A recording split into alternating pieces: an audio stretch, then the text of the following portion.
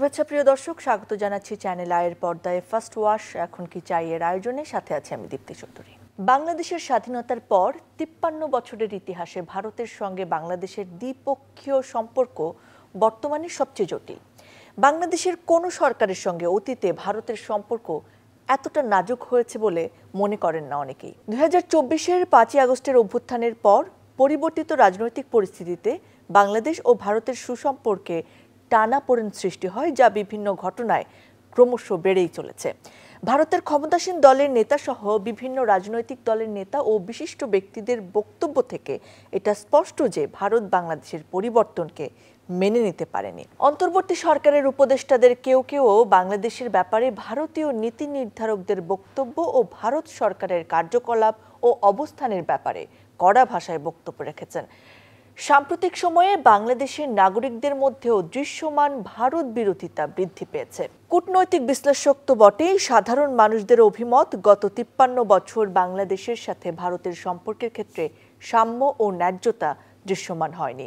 দ্বিপাক্ষিক সম্পর্কের ক্ষেত্রে অত্যাবশ্যক উভয় দেশের জন্য লাভজনক বা উইন উইন সিচুয়েশন প্রতিষ্ঠিত হয়নি।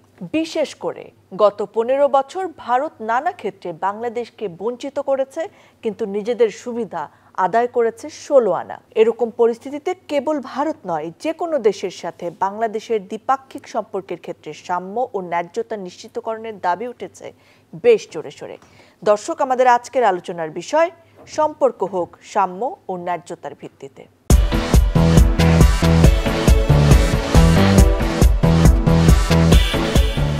এই বিষয়ে কথা বলার জন্য আজকে দুজন অতিথি আমাদের সঙ্গে উপস্থিত রয়েছেন। আমাদের সাথে রয়েছেন সাবেক রাষ্ট্রদূত জনাব হুমায়ুন কবির, আমাদের সঙ্গে রয়েছেন অধ্যাপক ডক্টর লাইলুফার ইয়াসমিন, আন্তর্জাতিক সম্পর্ক বিভাগ, ঢাকা বিশ্ববিদ্যালয়। আপনাদের দুজনকে স্বাগত জানাচ্ছি, অনেক অনেক ধন্যবাদ আমাদের সময় দেওয়ার জন্য। জনাব হুমায়ুন কবির, আপনাকে দিয়ে শুরু করি আমরা। 5ই আগস্টের পরবর্তীতে ভারত কিন্তু বেশ একটা স্পষ্ট রিয়াকশন দেখিয়েছে আমরা দেখেছি যে বিজিবি সমর্থিত ভারতীয় গণমাধ্যমগুলো বাংলাদেশের যে রাজনৈতিক সহিংসতা সেটাকেও সাম্প্রদায়িক সহিংসতা বলতে চেয়েছেন। তাদের পররাষ্ট্র মন্ত্রণালয় থেকে বিভিন্ন বিবৃতি দেওয়া হয়েছে, সংখ্যালঘুদের বাঁচানোর জন্য তারা বেশ তাগিদ দিয়েছেন। আমাদের ত্রিপুরার বাংলাদেশ উপ হাই কমিশনে হামলা হয়েছে। এই যে নানা ধরনের কথা আলোচনা বাংলাদেশের পররাষ্ট্রনীতিতে বা ভারতের সাথে আমাদের সম্পর্কে, এটার সুদূর প্রসারী প্রভাবটা আসলে কেমন হবে বলে মনে করছেন? ভারত বাংলাদেশ সম্পর্কটাকে বুঝতে গেলে পৃথিবীর বিভিন্ন দেশে বড় দেশ, ছোট দেশ, প্রতিবেশী হিসেবে তারা কেমন করে সম্পর্ক বজায় রাখে এটা একটু বোঝা দরকার। কারণ হলো যে বড় দেশগুলোর এক ধরনের চিন্তা থাকে যে তারা ছোট দেশগুলোকে বিনা বাক্যে তাদের অনুগত হিসেবে পেতে আগ্রহী হয়। সেটা ভারতে যেমন আছে। আপনি মেক্সিকোতে গেলে মার্কিন যুক্তরাষ্ট্রের সম্পর্ক একই জিনিস পাবেন, রাশিয়াতে গেলে আপনি ফিনল্যান্ড সম্পর্কে একই জিনিস পাবেন, তো এগুলো ভিয়েতনামে গেলেও চীন সম্পর্কে একই জিনিস পাবেন। তো এই জায়গাটাতে ছোট দেশগুলো যারা থাকে তাদের মধ্যে এক ধরনের সেন্সিটিভিটি থাকে, সংবেদনশীলতা থাকে। তারা সবসময় নিজেদের আত্মমর্যাদাটাকে রক্ষার জন্য সচেষ্ট থাকে। আর অন্য পক্ষ যারা বৃহৎ দেশ তারা মনে করে যে তারা আমাদের সাথে বন্ধুত্বপূর্ণ সম্পর্ক বজায় রাখতে হবে, এটা তো বাধ্যবাধকতার ব্যাপার। তো এর ফলে একটা জটিলতা তৈরি হয় এবং সেটা কিন্তু বিশ্বব্যাপী পৃথিবীর বিভিন্ন দেশে আছে। দক্ষিণ এশিয়ার জন্য বিশেষ করে আপনি যেমন তুললেন বাংলাদেশ এবং ভারতের সম্পর্কে এই জটিলতার কারণটা কিন্তু নানামুখী। আমাদের ইতিহাস যদি বলেন, আমাদের ভৌগোলিক অবস্থান যদি বলেন, আমাদের এখানকার আঞ্চলিক রাজনৈতিক অবস্থাটা যদি বলেন, এই সবগুলো উপাদান মিলেই কিন্তু এই সম্পর্কটাকে প্রভাবিত করে। জটিল মনে হয়নি না, জটিল মানে আপনি তো আমার দিক থেকে তো আমি কথা বলতে পারিনি বা কথা বলতে চাইনি, তো কাজে জটিলতাটা থেকে আমি এটাকে সামনে আনিনি এবং সেই কারণেই তো সমস্যা আমি মেনে নিয়েছি এবং সেই কারণেই তো এখনকার জটিলতা। এবং এখানে আরও একটা বিষয় না বললেই নয়, সেটা হচ্ছে বাংলাদেশ ভারতের ক্ষেত্রে জটিলতার আরেকটা উপাদান হচ্ছে কিন্তু আমাদের অভ্যন্তরীণ অবস্থা থেকে উচ্চারিত। যেমন বাংলাদেশে যারা রাজনৈতিক প্রক্রিয়াটা যেটা আছে সেটা হয় ভারত বিরোধিতা অথবা ভারত তোষণ। এর ফলে আপনি এই দুই মেরুর মধ্যে কিন্তু জিনিসগুলো এদিক ওদিক করছে। সেটা যদি একটা সময়তে যান যে 71 থেকে 75 পর্যন্ত, 75 থেকে আপনি ধরেন 91 পর্যন্ত, আবার 2006 থেকে বা 9 থেকে এখন পর্যন্ত, এই সময়টাকে আমি তোষণ যদি নাও বা বলি, ভারত প্রীতির একটা রাজনৈতিক বাতাবরণ ছিল, এবং যে রাজনৈতিক দলগুলো ক্ষমতা থেকেছে তারা ভারত প্রীতিটাকে তাদের রাজনীতির অন্যতম উপাদান হিসেবে এটাকে তারা গ্রহণ করেছে, ক্ষমতায় টিকে থাকার জন্য, অনেকাংশে সেটাই, ক্ষমতা টিকে থাকবার জন্য। আবার উল্টো দিকে যারা অন্য সময়টাতে ছিল, তারা ভারত বিরোধিতাকে তাদের ক্ষমতায় থাকবার জন্য এটাকে ব্যবহার করে, রাজনৈতিক ম্যান্ডেট। রাইট। ফলে যেটা হয় যে ভারত বাংলাদেশ সম্পর্কের মধ্যে এই সম্পর্ক যেটা আপনি বলছিলেন, যেটা সুষম সম্পর্ক হওয়ার ক্ষেত্রে, ন্যায্যতা ভিত্তিক সম্পর্ক হওয়ার ক্ষেত্রে ভারতের কৌশলগত একটা প্রায়োরিটি এখানে আছেই, থাকবেই। কারণ ভারতের সাথে আমাদের যে ভৌগোলিক অবস্থান, তাতে আমার পশ্চিমেও ভারত, পূবেও ভারত, তো কাজেই ভারত সবসময়ই তার নিরাপত্তাটাকে প্রায়োরিটাইজ করে। এবং আমার অন্তত ব্যক্তিগতভাবে ওদের সাথে কাজ করে যেটা মনে হয়েছে, যে ভারতের কাছে নাম্বার 1 প্রায়োরিটি হচ্ছে নিরাপত্তা।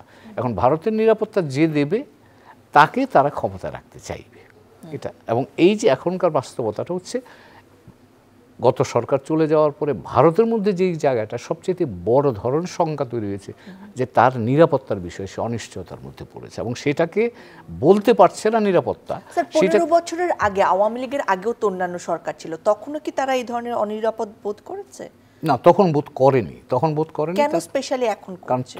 এখন যেটা করছে, এখনকারটা হলো গত 15 বছরে তারা কৌশলগতভাবে যে সুবিধাগুলো পেয়েছে, ব্যবহার করেছে, সেটা এখন ইন্টারাপশন বা এটা একটা ছেদ ঘটবার আশঙ্কা তৈরি হয়েছে। কিন্তু ছেদ ঘটেছে আমি সেটা মনে করছি না। কিন্তু এখন পর্যন্ত বাংলাদেশ সরকারের দিক থেকে সরকার এমন কোনো কথা বলেনি যে আমরা ভারতের সাথে আমাদের স্বাভাবিক প্রক্রিয়াটা ব্যাহত করব। তারা বরঞ্চ একটা ভীতির মধ্যে আছে, এবং সেই ভীতিটাকেই জাস্টিফাই করার জন্য তারা অস্ত্র হিসেবে ব্যবহার করছে আমাদের সংখ্যালঘু বিষয়টাকে। তারা সেটাকে দিয়ে, কারণ এই বিষয়টা বাইরের পৃথিবীতে চলবে ভালো, এবং সেই কারণেই তারা এটাকে ব্যবহার করছে। স্যার, অনেক ধন্যবাদ। আবার আপনার কাছে আসবো। অধ্যাপক ডক্টর ইয়াসমিন, আপনার কাছে একটু শুনতে চাই, ভারত বাংলাদেশ সম্পর্কের কথা যখন আসে, তখনই আসলে প্রথম যে জিনিসটা আসে যে আমাদের স্বাধীনতা যুদ্ধে ভারত যে সাপোর্টটি দিয়েছে, তারা আমাদের বন্ধু রাষ্ট্র, তারা আমাদের সবসময় সাহায্য করেছে। ভারতের কাছে ভারতকে ভালো না বাসা মানে অকৃতজ্ঞ হওয়া, এরকম একটা ধারণা তৈরি করা হয়েছে দীর্ঘদিন ধরে। ভারত কি কোনো স্বার্থ ছাড়া কেবল বন্ধু হিসেবে আমাদের সাহায্য করেছিল স্বাধীনতা যুদ্ধে 1971 সালে? এই প্রশ্নটা নিয়ে আমরা আন্তর্জাতিক সম্পর্কে যারা কাজ করি তাদেরকে অনেকবারই শুনতে হয়। আর একটু আগেও আমরা কথা বলছিলাম, দেখুন, আন্তর্জাতিক রাজনীতিতে বিনা স্বার্থে কাউকে সাহায্য করা বলে কিছু নেই।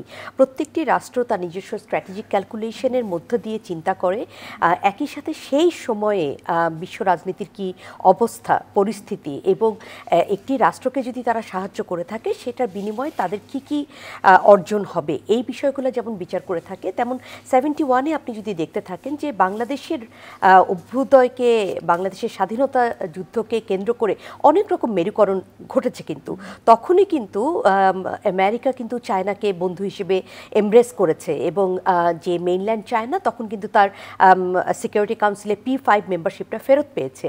আমরা কিন্তু সেটাও ভুলে যাচ্ছি। সেখানে একটি আমেরিকা, পাকিস্তান এবং চায়না অ্যাক্সিস তৈরি হয়। কিন্তু এটা যদিও আমেরিকানরা বলে থাকে যে তাদের বিশ্ব রাজনীতিতে সোভিয়েত ইউনিয়নকে মোকাবেলা করার একটি অস্ত্র ছিল, কিন্তু রিজিয়নালি তাদের একটি অস্ত্র ছিল হচ্ছে চায়নাকে ব্যবহার করে পাকিস্তানকে সাহায্য করা। তেমনিভাবে আমরা দেখতে পাই যে প্রথমবারের মতো ভারত কিন্তু অ্যালায়েন্স ভুক্ত হয়েছে সোভিয়েত ইউনিয়নের সাথে, এবং এটা ছিল গ্রেটার গ্লোবাল পলিটিক্স। এবং রিজিয়নালি আমরা যেটা দেখেছি যে ভারতের জন্য পাকিস্তানের দুটি ভাগকে ভাগ করলে, যদি আলাদা করে ফেলা যায়, দুটি রাষ্ট্র করে ফেলা যায়, তাহলে কিন্তু ভারতের জন্য ভীষণ স্ট্র্যাটেজিক সুবিধা ছিল। একই সাথে যে আমাদের শরণার্থীরা সেখানে আশ্রয় নিয়েছে, তাদের ফেরত যাওয়া, সেটা ভারতের জন্য ইন্টারনাল একটা প্রেশার ছিল।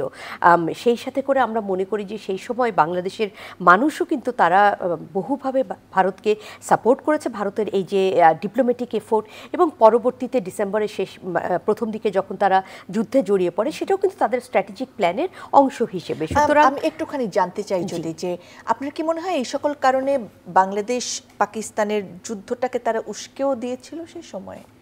দেখুন, এটা তো আসলে এভিডেন্স ছাড়া বলা খুব মুশকিল, কিন্তু আমি মনে করছি যে এক্ষেত্রে বাংলাদেশ যখন তার স্বাধীনতা যুদ্ধ করছে, ভারত চিন্তা করেছে যে তাকে ডিপ্লোম্যাটিক এরিয়াতে এবং একই সাথে মাঠে কি ধরনের তারা সাহায্য দিতে পারে সেইভাবে করে তারা বাংলাদেশের সাথে একাত্মতা প্রকাশ করেছে।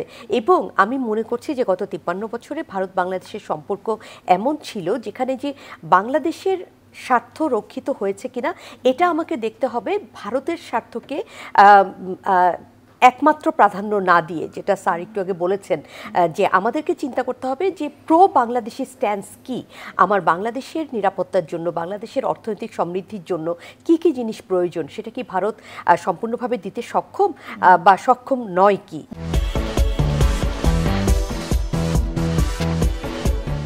সময় বদলে যায় কিন্তু সৌন্দর্যের সংজ্ঞা বদলায় না, রূপ বদলে যায় কিন্তু আভিজাত্যের মানে একই থেকে যায়।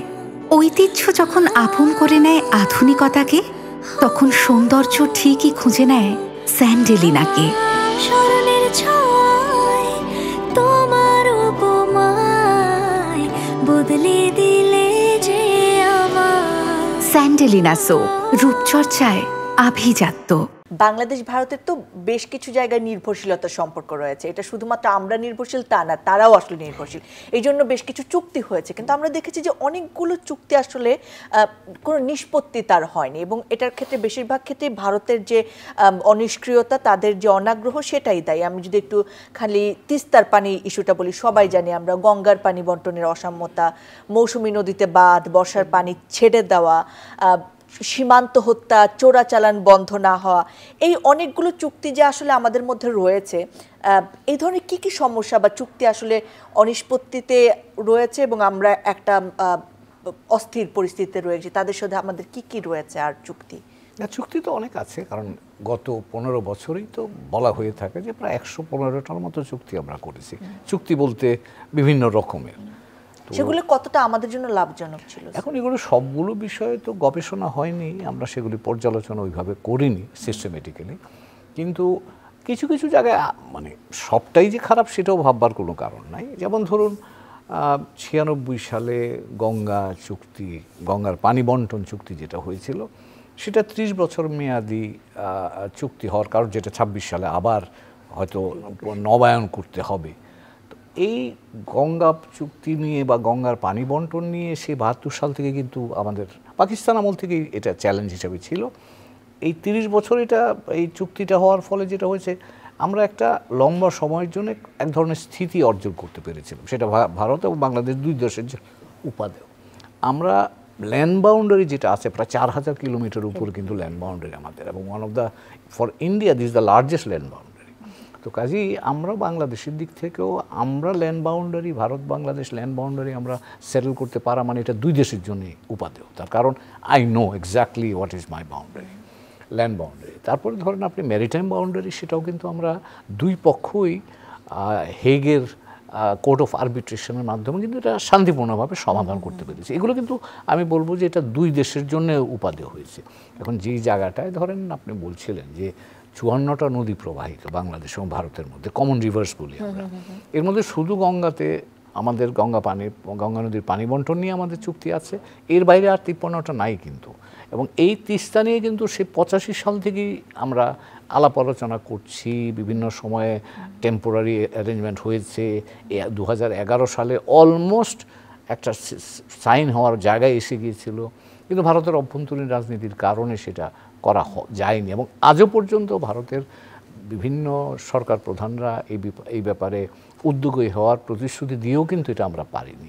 এছাড়া তো 52টা রিভার নিয়ে তো আমরা কথা বলতেই পারছি না, 5-6টা নিয়ে কথা বলি, কিন্তু খুব যে অগ্রগতি হয়েছে সেটা বলা যাবে না। তো কাজেই নদীর পানি বন্টনের মতো মৌলিক বিষয়ে আমরা এখনো পর্যন্ত বলতে পারি না যে আমরা একটা টেকসই সমাধানের দিকে গেছি। এবং এখানে আরও একটা জিনিস আমাদের জন্য জটিলতা তৈরি করছে, সেটা হচ্ছে নদীর পানি মানে এটা কিন্তু আমাদের জন্য জীবন মৃত্যুর বিষয়। তার কারণ উপর থেকে পানি এসে যদি আমার সমুদ্রের নোনা পানিকে ঠেকা দিয়ে না রাখতে পারি, তাহলে কিন্তু লবণাক্ততা বাড়বে আমাদের, এবং এটা আমাদের জন্য বিপজ্জনক, কারণ আমরা তো ভাটির দেশ। এছাড়া উপর দিকে যদি যাই, জলবায়ু পরিবর্তনের কারণে এই পানির সূত্র হচ্ছে হিমালয়ের বরফ। হিমালয়ের বরফ গলে যাচ্ছে, এখন আর বরফ থাকছে না, এখন থেকে 50 বছর পরে গিয়ে আপনি হয়তো এতটা পরিমাণ পানি পাবেনও না, তখন কি হবে? তো কাজেই এই পানি ইস্যুটা কিন্তু আমাদের জন্যে সবাই মিলে কাজ করে, এবং এর মধ্যে চীনের অন্তর্ভুক্তিও কিন্তু দরকার। গত দুদিন আগে পত্রিকায় দেখলাম চীন আর একটা বড় ব্যারেজ বানাবে ওখানে। তার অর্থ হচ্ছে যে চীন ব্যারেজ বানানো মানে আপনি ব্রহ্মপুত্র, যেটা আমাদের সবচেয়ে বড় নদী, সেই নদী ভারত সমস্যায় পড়বে, আমিও সমস্যায় পড়বো, বাংলাদেশ। তো কাজেই এই বিষয়টা নিয়ে শুধু বাইল্যাটারাল না করে আমার ধারণা এটাকে একটা রিজিওনাল বা বেসিন ওয়াইজ বলি আমরা, যেটা 2011 সালে ভারত এবং বাংলাদেশের মধ্যে একটা ফ্রেমওয়ার্ক এগ্রিমেন্ট হয়েছিল। সেই ফ্রেমওয়ার্ক এগ্রিমেন্টে কিন্তু আমরা বেসিন ম্যানেজমেন্টে কনসেপ্টে আমরা গিয়েছিলাম, পরবর্তীতে আর সেটা নিয়ে খুব কাজ হয়নি। এরকম উদাহরণ নিশ্চয়ই অনেক আছে। অধ্যাপক ডক্টর ইয়াসমিন, আপনার কাছে একটু জানতে চাই যে কোন কোন চুক্তি বা কোন কোন জায়গায় আসলে আমরা একের পর এক ভারতকে ছাড় দিয়ে গেছি, শুধু ভারত উপকৃত হয়েছে, আমাদের কোনো লাভ হয়নি, এরকম কি কি জায়গা রয়েছে আসলে কমনলি? স্যার যেটা বললেন যে আসলে একটা সামগ্রিক আলোচনা কিন্তু এটা নিয়ে এখন পর্যন্ত হয়নি। আমি মনে করছি যে সামগ্রিক একটা গবেষণার সুযোগ রয়েছে, কিন্তু আমরা যদি দুই একটা কথা বলি, যেমন আমার কাছে মনে হয় যে 2026-এ যখনই আমরা গ্যাঞ্জেস ওয়াটার ট্রিটি রিনেগোশিয়েট করতে যাব, তখন আমরা কী ধরনের সমস্যার মুখোমুখি হতে পারি সেটা নিয়ে কিন্তু আমার মনে হয় যে আগামী বছরটা আমাদের কাজ করা উচিত। এটা একটা ফেনী নদীর একটা চুক্তি হয়েছে, যেটাও কিন্তু বাংলাদেশ উপকৃত হয়নি, তো সেটা নিয়ে কি করা যেতে পারে এটা নিয়ে একটা কথা বলার প্রয়োজন আছে। এনার্জি সেক্টরে আপনারা অলরেডি দেখেছি যে এনার্জি সেক্টরে যে চুক্তিগুলো ভারতের সাথে হয়েছে সেখানে কোনো এক্সিট ক্লজ নাই। এটা কিন্তু একদমই একটা ইন্টারন্যাশনাল ট্রিটিতে এক্সিট ক্লজ থাকবে না, এটা কিন্তু সাধারণত হয় না। তো সেটা কিন্তু একটা বড় সমস্যার বিষয় বাংলাদেশের জন্য, এবং সেখানে কি করা যেতে পারে। তারপরে আপনি যদি মনে করেন যে আমরা যে এক্সট্রাডিশন ট্রিটি, সেখানেও কিন্তু অনেকগুলো ফাঁক রয়ে গেছে, যেটা কিন্তু করা হয়েছে এবার 2013 সালে, যেটা আবার কয়েকটি ধারা সংশোধন করা হয়েছিল 2016 সালে। তো সেই বন্দি বিনিময় চুক্তির ধারাগুলো কিভাবে করে আমরা রিপিল করতে পারি। একটা কথা হচ্ছে কি, আমাদেরকে একটা মাথায় রাখতে হবে যে আমরা যেমন আমাদের ফ্যামিলি চুজ করতে পারি না, আমরা যে কোনো জায়গায় উই আর বর্ন, রাইট? তো সেভাবে করে আমরা কিন্তু আমাদের নেইবারও চুজ করতে পারি না। তো কিন্তু আমাদেরকে চিন্তা করতে হবে যে আমার পারস্পরিক সমতা এবং কোঅপারেশন, ট্রাস্ট, এটার ভিত্তিতে আমার আরেকটি রাষ্ট্র, সে অনেক বড় হতে পারে বা সে ছোটও হতে পারে, তার সাথে এই সম্পর্কটা আমরা কিভাবে করে নিয়ে যেতে পারি। কাজেই আমি মনে করি যে প্রায় 115টা বা তার একটু বেশি যে চুক্তিগুলো হয়েছে, এগুলোকে ইন্ডিভিজুয়ালি কিন্তু আমাদেরকে দেখতে হবে, কারণ লিগাল অ্যাসপেক্ট আছে, সোশ্যাল অ্যাসপেক্ট আছে, ইকোনমিক অ্যাসপেক্ট আছে। এবার একটা প্রশ্ন করে, হয়তো উত্তরটা ছোটই হবে আমার ধারণা, যে ভারতকে কোনো দিক থেকে ছাড় দিয়েছে বাংলাদেশকে স্বাধীনতার পরে দেশ গঠনের সময় আমরা যেরকম তাদেরকে অনেক বিষয়ে ছাড় দিচ্ছি, অনেক চুক্তি তাদের সুবিধা মতো হচ্ছে, বাংলাদেশকে কি ভারত কোনো জায়গায় ছাড় দিয়েছে এরকম ভাবে? পার্টিকুলারলি আইডেন্টিফাই করা কিন্তু খুবই মুশকিল, কিন্তু এলবিয়া ট্রিটি এবং মেরিটাইম বাউন্ডারি ডিলিমিটেশন, যে দুটার কথাই স্যার বলেছেন, এই দুটা কিন্তু মাইল ফলক বাংলাদেশ ভারতের মধ্যে, এবং সেই দুটো যে কোনো রকম সমস্যা ছাড়াই যে আমরা করতে পেরেছি ভারতের সাথে, এবং আমরা একটা চুক্তিতে উপনীত হয়েছি। কারণ বাংলাদেশের, আপনি জানেন, মেরিটাইম বর্ডারটা কনকেভ নেচারে। সেটা কি আওয়ামী লীগ সরকারের আমলেই? দুটোই আওয়ামী লীগ সরকারের আমলে। তো এই দুটো জিনিসই কিন্তু আমাদেরকে দেখতে হবে যে একটা বিশাল কূটনৈতিক সাফল্য এবং বিশাল একটা দুটো রাষ্ট্র যে তারা অ্যাসিমেট্রিক পাওয়ার হওয়া সত্ত্বেও তারা যে একসাথে কাজ করতে পারে, এটার একটা বড় নিদর্শন কিন্তু। এবং মেরিটাইম বাউন্ডারি ডিলিমিটেশন কিন্তু আমরা মায়ানমারের সাথেও করেছি, এবং সেই সবগুলোই কিন্তু যখন দেখা গেছে বাইল্যাটারালি সম্ভব হয়নি, তখন কিন্তু আমাদেরকে ইউএনের কাছে যেতে হয়েছে, আমাদের আনক্লজের সাহায্য নিতে হয়েছে। তো সেখানে সাহায্য নিতে হয়েছে ঠিকই, কিন্তু সেক্ষেত্রে আমরা দেখেছি যে আমরা সমস্যাটা সমাধান করতে পেরেছি।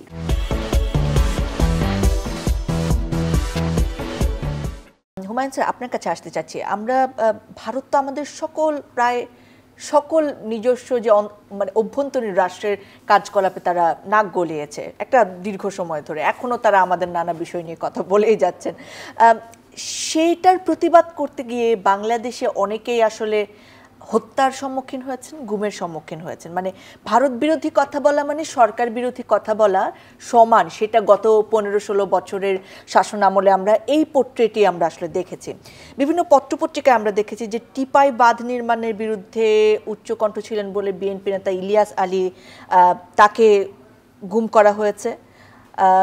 ভারত সরকারের বিভিন্ন বিষয়ে সমালোচনা করার জন্য রাষ্ট্রদূত মারুফ জাহান গুমের শিকার হয়েছেন।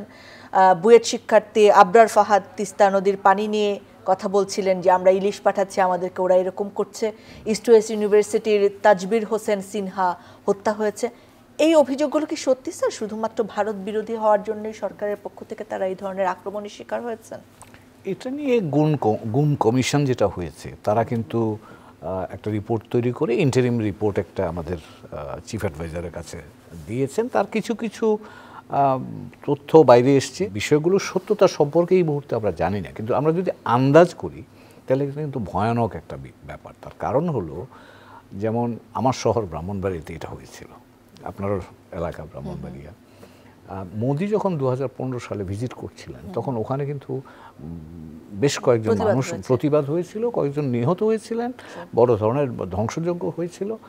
এখন কথা হচ্ছে যে একটা রাষ্ট্রের অভ্যন্তরীণ বিষয়ে অন্য আরেকটা রাষ্ট্রের সক্রিয়ভাবে অংশগ্রহণ, সেটা বিভিন্ন পর্যায়ে, গুম বলছেন, এটা বলছেন, ওইটা বলছেন, তো এই ক্ষেত্রে তাদের যেমন দায় আমি মনে করি আছে, এবং যেটা অন্যায়, সে কাজটা করা অন্যায় অন্য রাষ্ট্রের মধ্যে, আমি এটার দায় আমাদের যারা ছিলেন, যারা এই সুযোগটা তৈরি করে দিয়েছেন, তাদেরও সমভাবে কিন্তু দায়ী করতে চাই। এবং এটা ভয়ঙ্কর কথা, আপনি একটা রাষ্ট্রের সরকারের সাথে সহযোগিতা বা সরকারের অবস্থানটার সুযোগ নিয়ে অন্য একটা রাষ্ট্রের কাছে বা অন্য একটা রাষ্ট্রের সাথে আপনি আপনার দেশের লোককে সারেন্ডার করতে পারেন। এই যে ফরহাদ মাজার সাহেব, এখন যিনি বেশ অনেক কথা বলেন, সবসময় বলেন, এখনও বলছেন, তাকেও কিন্তু একেবারে বেনাপোল বর্ডার পর্যন্ত নিয়ে যাওয়া হয়েছিল। এখন অনেকে বলেন যে তাকে ভারতে নিয়ে যেতে চাচ্ছিল, পরবর্তী পর্যায়ে তিনি ওখান থেকে কোনো রকম ছাড়া পেয়ে বেঁচে আসছেন। অনেকেই ভারতের কারাগারে বন্দী আছেন, পত্রপত্রিকার খবরই তো দেখছি। এখন কথা হলো, যদি এগুলি ঘটে থাকে তাহলে এটা পরিষ্কারভাবে আন্তর্জাতিক রীতিনীতির লঙ্ঘন। অধ্যাপক ডক্টর ইয়াসমিন, আপনার কাছে একটুখানি জানতে চাই, ভারত কি আসলে বাংলাদেশের সাথে সম্পর্ক রেখেছে, নাকি কোনো নির্দিষ্ট রাজনৈতিক দলের সাথে তাদের সম্পর্ক, সুসম্পর্ক, দুঃসম্পর্ক, সেটাকে প্রায়োরিটি দিয়েছে? এটা নিশ্চয়ই একটা বড় প্রশ্ন, যেহেতু তারা বাংলাদেশের মানুষের অভ্যুত্থানকে স্বীকার করছে না, তাদের ইমোশন দেখছে না, তাদের স্বার্থের জিনিসটা দেখছে না। তো সেই জায়গায় আর এটা একটা প্রশ্ন। আরেকটা হচ্ছে যে আমাদের সাবেক প্রধানমন্ত্রী শেখ হাসিনাকে যে তারা আশ্রয় দিয়েছেন, এবং অনেকেই ওইখানকার রাজনীতিবিদরা বলছেন শেখ হাসিনা আবার প্রধানমন্ত্রীর বেশি ফিরবেন, এই ধরনের কথাও শোনা যায়। এটা আসলে বাংলাদেশের সাথে তাদের সম্পর্কটার ক্ষেত্রে কি প্রভাব রাখবে বলে মনে করছেন আপনি? আমি পরেরটা প্রথমে উত্তর দিই। একটা হচ্ছে যে দেখুন, ভারত যাদেরকে মিত্র বলে মনে করেন তাদেরকে কিন্তু তারা আশ্রয় দেবেন। দালাই লামা কিন্তু সেখানে আছেন কয়েক ডিকেড ধরে, তাই না? তো সেক্ষেত্রে আমি মনে করছি যে তারা যেভাবে করে, যেটা প্রথম প্রশ্নের সাথে আপনার সংযুক্ত, যেভাবে করে তারা আওয়ামী লীগকে মনে করে তাদের হিস্টোরিক পার্টনার। আপনি খেয়াল করবেন, কিছুদিন আগেও আল জাজিরার ইনসাইড স্টোরিতে একটা প্রোগ্রাম হয়েছে, তার আগেও বাংলাদেশে কিন্তু ভারতীয় গবেষকরা এসেছেন, তারা কিন্তু বারবারই বলছেন যে এটা ভারতের সম্পর্ক হচ্ছে গভর্নমেন্ট টু গভর্নমেন্ট লেভেল, এবং ভারতের সম্পর্ক একটি বিশেষ দলের সাথে অনেক বেশি জোরদার, কারণ সেই দলটি তাদের নিরাপত্তার প্রশ্নে যে বিষয়গুলো আছে সেই বিষয়গুলো তারা অ্যাড্রেস করতে পেরেছে, এবং তারা মনে করছে যে অন্য কোনো দল এভাবে করে ভারতের স্বার্থ বা ভারতের নিরাপত্তার বিষয়টাকে অ্যাড্রেস করে নাই। এবং এখানে আমি মনে করছি যে তাদের দৃষ্টিভঙ্গিতে বিশাল একটি সমস্যা আছে, কারণ আমরা যারা প্রো বাংলাদেশি তারা মনে করছি যে সকল সরকারের জন্যই আমার প্রতিবেশীর সাথে সম্পর্ক উন্নয়নটা একটি বড় প্রায়োরিটি। কেন বড় প্রায়োরিটি? কারণ আমরা অলরেডি দেখছি যে আপনি গত 1 বছর 2 বছর ধরে আমরা দেখছি যে সংখ্যাটা আসছে যে ভারতে দ্বিতীয় বৃহত্তম পর্যটক কিন্তু বাংলাদেশ থেকে যান। তারা কিন্তু বিভিন্ন কারণে যান, তারা চিকিৎসার কারণে যান, শুধুমাত্র ভ্রমণের কারণে যান, বা ইকোনমিক রয়ে গেছে, তাই না? তো সেই জন্য এই রিলেশনশিপটা কিন্তু ইন্টারডিপেন্ডেন্ট, এটা কিন্তু একতরফা নয়। ভারত কিন্তু এখান থেকে 4th লার্জেস্ট বোধহয় তারা এফডিআই পায়। সারাদিন ল্যাপটপ, ফোন আর অফিসের কাজ। আমি চললাম, তুমি থাকো তোমার কাজ নিয়ে। হয়তো তোমারই জন্য হয়েছি যে প্রেমে বন্য। আমাদের মধ্যে এখনো প্রেম আছে, জানি তুমি অনন্য, তাই শুধু তোমাকেই চাই। জীবনের প্রতিটি মুহূর্ত হয়ে উঠুক স্পেশাল। ত্বকের যত্নে রোজ অয়েল এক্সট্রাক্ট এবং ময়শ্চারাইজার সমৃদ্ধ তিব্বত পমেড। বাংলাদেশ থেকে যে কিছুদিন আগে পর্যন্ত যে রিপোর্টটা এসেছে, তো সেই জন্য আমি মনে করছি যে ভারতকে যেটা চিন্তা করতে হবে যে সে যদি জনগণের ভাষাটা না বুঝে, বাংলাদেশের জনগণের সাথে যদি সম্পর্ক না রাখে, আওয়ামী প্রীতি কি মানে বাংলাদেশের মানুষের ভারত বিদ্বেষী হয়ে ওঠার একটা বড় কারণ? একটি বড় কারণ। কারণ আপনি দেখবেন যে 1972 থেকে 1975 সালে যেই পলিটিক্সটা এখানে হয়েছে এবং পরবর্তীতে আপনি 80 সালের শুরুতে যখন আমাদের ইনফ্যাক্ট 78-79-এ Bangladesh institute of strategic studies BISS, যেটা বাংলাদেশের প্রথম ফরেন পলিসি রিলেটেড একটা রিসার্চ ইনস্টিটিউশন তৈরি হয়, সেখানে যতগুলো লেখা আছে, আর্টিকেল বলুন, বই বলুন, সেখানে বারবার করে বলা হয়েছে 72 থেকে 75 ভারত কিভাবে করে বাংলাদেশ থেকে চিনি কল বলেন, স্যাররা আরো ভালো জানবেন, চিনি কল বলুন বা অন্যান্য জায়গা বলুন, আমাদের সম্পদ কিভাবে নিয়ে গেছে। এই তথ্যগুলো কিন্তু আমরা মনে করছি যে ভুলেই যাচ্ছি, তাই না? যে এরকম একটা কারণ হয়েছে বলে সেই তখন থেকে কিন্তু ভারত বিদ্বেষী একটা মনোভাব এখানে কিন্তু জনগণের মধ্যে ছিল। জনাব হুমায়ুন কবির স্যার, আপনাকে দিয়ে শেষ করতে চাই, এই যে ন্যায্যতা এবং সাম্যের সম্পর্ক, সেটা তো আমাদের নিশ্চিত করতেই হবে। যেমনটি ম্যাম বলছিলেন যে আমরা তো আসলে আমাদের নেইবার চুজ করতে পারি না, আমাদের সীমান্ত তাদের সাথে থাকবে, আমাদের অনেকগুলো যোগাযোগ তাদের সাথে থাকবে, আমাদের 54টা অভিন্ন নদীও থাকবে। তো সেই জায়গায় আমরা যদি সম্পর্কটা সাম্য এবং ন্যায্যতার করতে চাই, নতজানু পররাষ্ট্রনীতি থেকে বের হয়ে, আমাদের কার পক্ষ থেকে আসলে কি করা দরকার? ধন্যবাদ আপনাকে, খুব ভালো একটা প্রসঙ্গ। প্রথম যে কাজটা করা দরকার সেটা হচ্ছে আমাদের জাতীয় সংহতিটাকে শক্তিশালী করা দরকার।